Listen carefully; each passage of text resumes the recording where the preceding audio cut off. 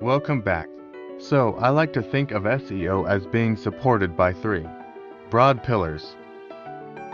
These three pillars are technical strategy, content strategy, and off-site strategy.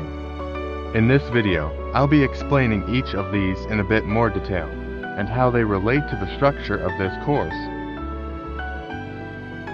So, you can think of the technical strategy as the nuts and bolts of your website. It's the things that help Google crawl your website and improve your website's overall performance. These include the navigation of the website, the loading speed of your pages, and how mobile-friendly your website is, and many other things. Because the technical pillar is so important, it has its own section in this course, section 5. Technical elements also feature heavily in section 6, which is all about SEO for WordPress, section 9, which is all about SEO website audits, and section 10, which is all about site migrations. As you'll see, I've included technical strategy components in much later sections in this course. This is intentional. The technical pillar includes advanced elements of SEO, and by the time we reach these more technical sections, you'll have a solid grounding in SEO. I should add, though, that you don't need to be good at maths or science, and you don't need to have any coding knowledge. SEO is technical to a point, but I'm confident that if you've tackled other ZTM courses, you'll be more than able to complete this SEO course. If you have these skills, even better. You're also welcome to jump around two different parts of this course. However, I would recommend going through it in order. Particularly if you're new to SEO, I structured the course to make it as easy as possible for you to take key learnings from it and get practice using the course exercises.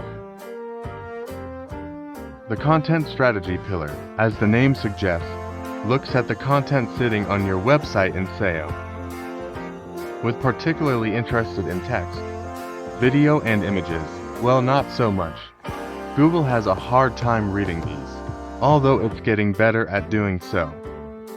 There are things we can do to make on-site contents more eco-friendly, such as targeting keywords in titles, making sure we've got enough content on our website, and a number of other things. We'll be covering these things in section 2, which is all about online keyword research tools, section 3, which is all about conduct keyword research, and section 4, which is all about content optimization. The off-site strategy pillar, sometimes known as the link building pillar, looks at the websites linking to your site. It's thinking about questions like, how many websites are linking to our website? Do these websites have a high domain authority? And what is the anchor text like? Section 7 of this course is dedicated entirely to the off-site strategy pillar, and includes a number of practical and highly effective link building strategies. All of these pillars need to be considered in order to run an effective SEO campaign. For example, if you only focus on the content pillar, but neglect the technical pillar, your website could be held back by technical issues and may not rank for as many keywords as it could. Similarly, if you have lots of high-quality content on your website, but no one's linking to it, you need to focus more on your off-site strategies. Now you may have noticed I haven't mentioned section 8 up to this point. That's because it's not directly related to any of these pillars. It's more about monitoring the performance of your keywords and backlinks. Now, this doesn't mean that this section isn't important to our SEO efforts. After all, we want to be able to measure our progress.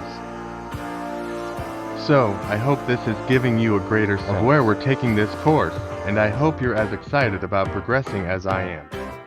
See you in the next one. Bye for now.